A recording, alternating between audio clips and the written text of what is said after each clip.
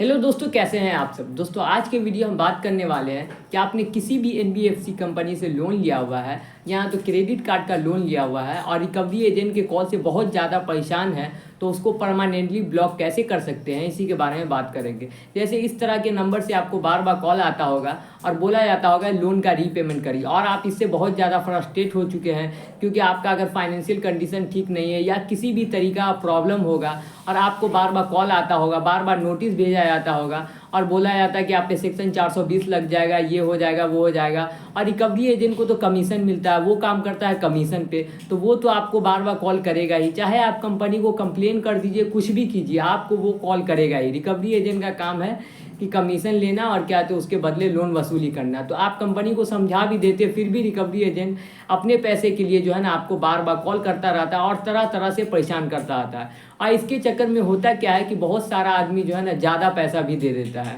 क्या कहते हैं, ज़्यादा पैसा भी दे देता है, जितना ज़रूरत भी नहीं उससे ज़्यादा पैसा उसका खर्चा हो जाता है, या नहीं तो रिकवरी एजेंट बहुत बार पैसा लेके भाग जाता है और बार बार कॉल करता रहता है। तो मैं आपको ऐसा तरीका बताऊंगा जिससे जो है आपके जो भी रिलेशन में, जो भी कॉन्टैक्ट में नंबर सेव है उसको तो कॉल आएगा और उसका कॉल जाएगा भी और उसका कॉल आएगा, लेकिन ये जो रिकवरी एजेंट अननोन नंबर है जिसका नंबर आप सेव नहीं किए हुए हैं, वो नंबर का कॉल नहीं आ पाएगा, वो ऑटोमेटिकली ब्लॉक हो जाएगा। उसमें लिखा के आ जाएगा कि ये स्कैमर है, ये जो है ना अननोन कॉल है, और उसका कॉल आपको बस नहीं आएगा। लेकिन बाकी जितना भी कॉल है, जितने भी तरीका का कॉल है, जैसे आपके रिलेशन में है, पड़ोसी अड़ोस में या कॉन्टैक्ट में जितना भी नंबर है, सबका कॉल आएगा।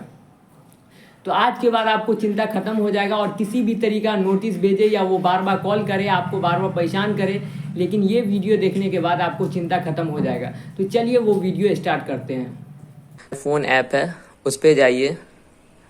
उसके बाद आप सेटिंग पे जाइए। उसके बाद आप ब्लॉक लिस्ट ऑप्शन आ रहा है, उस पे जाइए।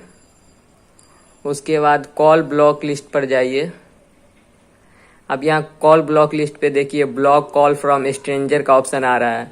इस पे आप क्लिक करके कोई भी स्ट्रेंजर अगर आपको परेशान करता है तो आप उससे बच सकते हैं।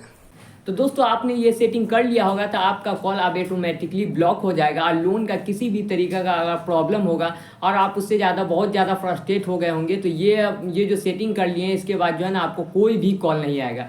इसमें चिंता करने वाली बात नहीं, क्योंकि आप हैरेसमेंट से बचने के लिए ये प्रोसेस आजमाया है, आप इसके लिए क्या थी ये सेटिंग किए हैं, तो इसमें कोई भी डरने वाली बात नहीं है, कोई भी दिक्कत वाली बात नहीं है।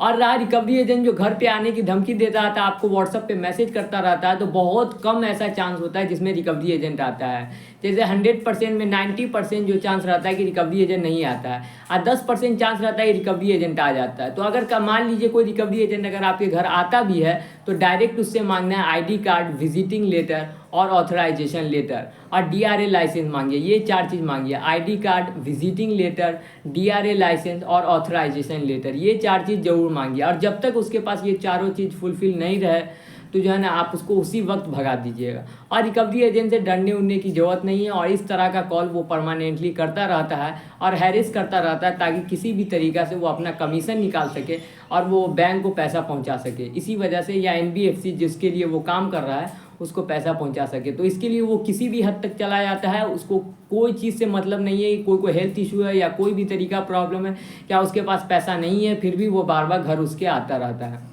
तो दोस्तों अगर आपके साथ ऐसा हो रहा है तो आपने फ़ोन में सेटिंग कर लीजिएगा, और रिकवरी एजेंट घर पे आए तो उसको कैसे भगाना है ये सब कुछ जान गए तो मेरा चैनल सब्सक्राइब कर ले और नोटिफिकेशन ऑन कर ले कि आपको इसी तरह का एजुकेशनल कंटेंट आगे चल के भी मिलता रहे। और जो भी प्रॉब्लम हो तो आप कमेंट सेक्शन में पूछ सकते हैं। तो बाय दोस्तों।